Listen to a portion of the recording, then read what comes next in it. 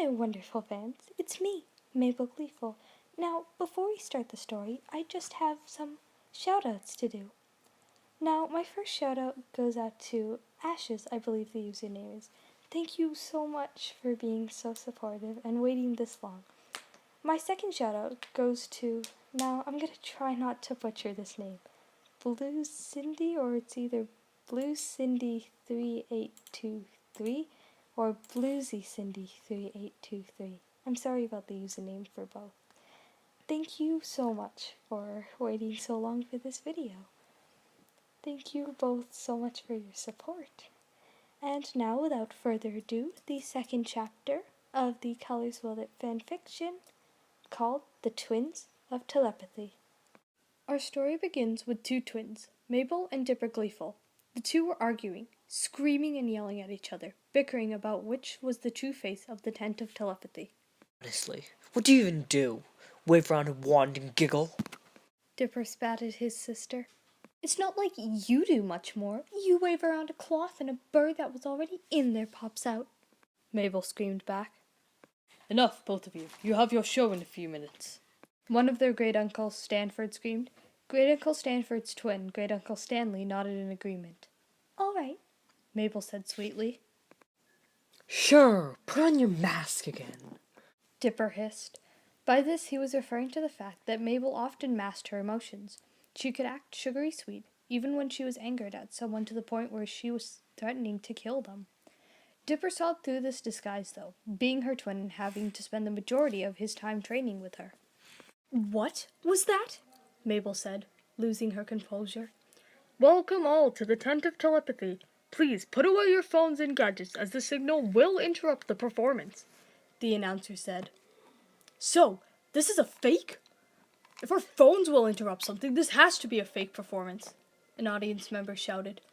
Dipper sighed, and in a split second disappeared from the room in a puff of smoke, only to reappear behind the audience member without his knowledge.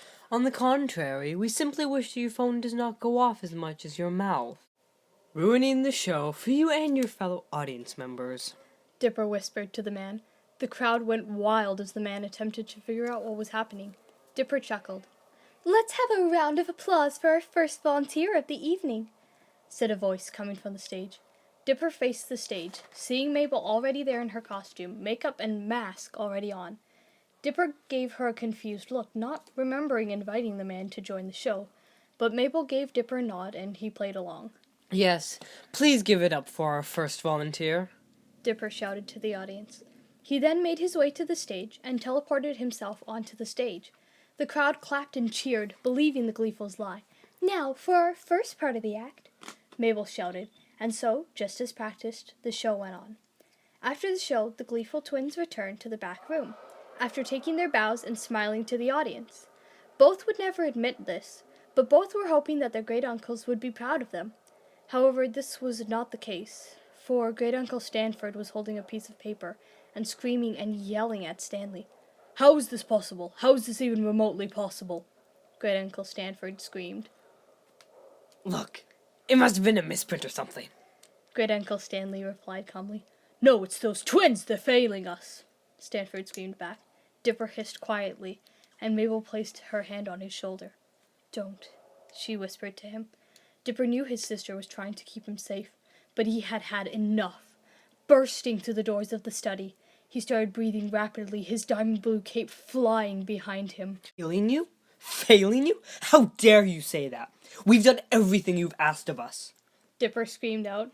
Mabel ran into the room after her twin, her concern and fear not showing in her face, but there nonetheless. Don't talk back to us, you ungrateful brat, Stanford screamed at Dipper. Let's try and calm down. We cannot afford to have someone from the show overhear our little conversation, Stanley said. Stanford nodded, and then took a breath. Mabel grabbed Dipper's arm, pulling him back towards her and calming him down. Listen, we all know this show isn't going so well. Well, all we have to do is prepare new tricks, make new stunts, and then we'll get the ratings and money that we deserve, Mabel said. That would be good and well if we had any tricks or stunts left, Stanford screamed. Both Gleeful twins stared at Stanford in shock. I don't understand. What do you mean, there's no tricks or stunts? What happened? I thought you were finding more spellbooks. Dipper hissed. We were, but it seems there are none left in Gravity Falls. Stanley replied calmly before sitting down. So, basically what you're saying is that there's no way for us to learn anything new? Mabel asked, shock clear on her face.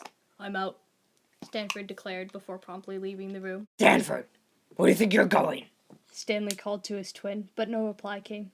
Stanley sighed. What exactly do you expect us to do, Great Uncle Stanley? Mabel asked. Stanley sighed again. Keep the show going. Add a few more lines. But not too many things that will bore the audience.